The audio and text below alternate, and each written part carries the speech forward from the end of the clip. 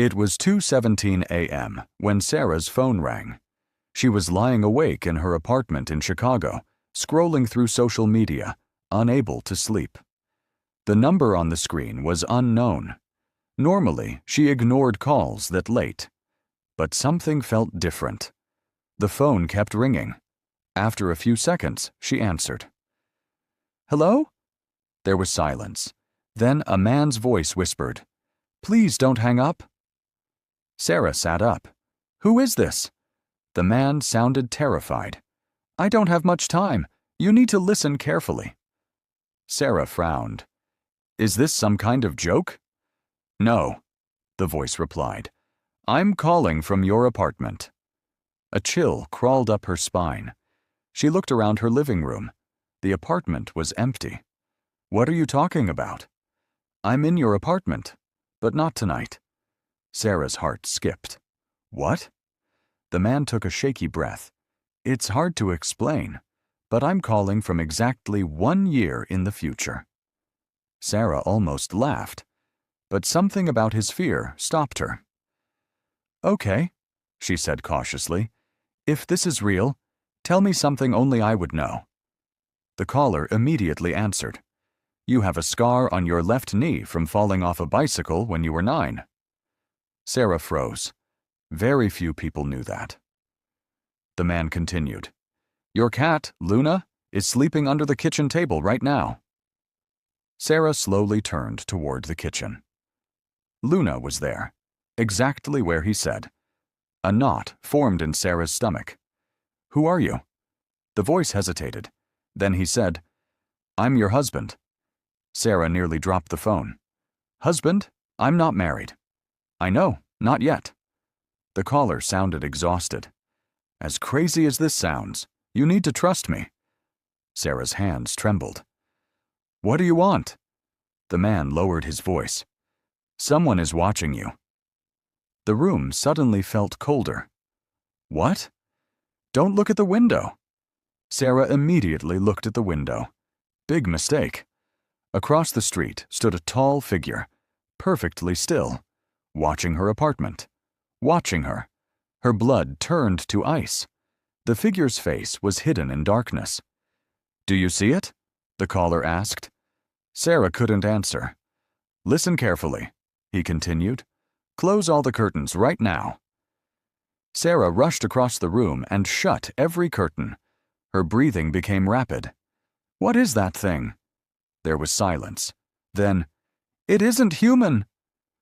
The caller explained that 1 year from now, strange events would begin happening around Sarah. Missing time, strange noises, objects moving. At first, she would think she was imagining it. But she wasn't. The thing outside wasn't a person. It was something that had followed her for years. Something she accidentally noticed as a child. And now it had noticed her. "It feeds on attention," the caller said. "The more you acknowledge it, the stronger it becomes." Sarah felt sick. This can't be real. I wish it wasn't. Then suddenly, the caller became quiet. "What?" Sarah asked. His breathing grew heavier. "Oh no." "What happened?" "It found me." The line crackled. Sarah heard a distant sound, like fingernails scraping against metal, slowly, getting closer. The caller whispered, "It's in the house." Sarah's heart pounded. "Call the police. They can't help." The scraping sound grew louder. Then a door slammed somewhere on his end. The man gasped.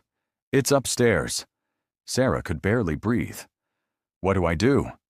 The answer came immediately. "When someone knocks on your apartment door tonight, do not open it." Sarah frowned. "What?" "No matter what you hear, no matter who it sounds like." A loud bang exploded through the phone. The caller screamed. The line filled with static, then disconnected. Sarah stared at the screen. Call ended. For several minutes, she sat motionless. Maybe it was a prank. It had to be. Yet every instinct told her otherwise. Then, knock, knock, knock. Her blood froze. Someone was at the door. at 2:34 a.m., exactly as the caller predicted. The knocking came again, slow, deliberate. Sarah remained silent. Then she heard a familiar voice. "Sarah, it's me." Her stomach dropped. It was her mother, but her mother lived 3 states away. "Sarah, open the door." The voice sounded perfect, exactly like her mother. Sarah backed away. The caller's warning echoed in her mind. Do not open it. The knocking continued for 10 minutes, then 30, then an hour. The voice changed. Now it sounded like her best friend, then her brother, then a crying child. Every voice begged to be let inside. Just before sunrise, everything stopped. Silence. For months, nothing happened. Sarah eventually convinced herself it had all been some elaborate prank. Life returned to normal. Then she met Daniel, the man she would eventually marry. 1 year later, on the exact date of the phone call, Sarah remembered the strange conversation, mostly because Daniel looked disturbed. He was staring at an old photograph. "What is it?" Sarah asked. Daniel looked pale. "Who's that?" He pointed toward a shadowy figure standing in the background of the picture. Sarah's blood ran cold. The figure was tall, motionless, watching, exactly like the thing she had seen outside her apartment. That night, Sarah told Daniel everything. The phone call, the warnings, the voices, every detail. When she finished, Daniel looked horrified. Then he whispered, "I never told you this." He opened his phone. There was a recording app running. Sarah listened. A familiar voice filled the room. Her voice, older, terrified, talking to someone on the phone. The date on the recording was 1 year in the future. Neither of them slept that night. 3 days later, Daniel disappeared. No signs of struggle. No clues. Nothing. The police found nothing. Months passed. Then one night, Sarah's phone rang. 2:17 a.m. Unknown number. Her hands shook as she answered. "Hello?" The voice on the other end was terrified. "Please don't hang up." Sarah froze. It was Daniel, older, exhausted, calling from 1 year in the future, exactly as he had promised. And behind his voice, she heard something else, breathing, very close to him, listening, waiting. The last thing Daniel said before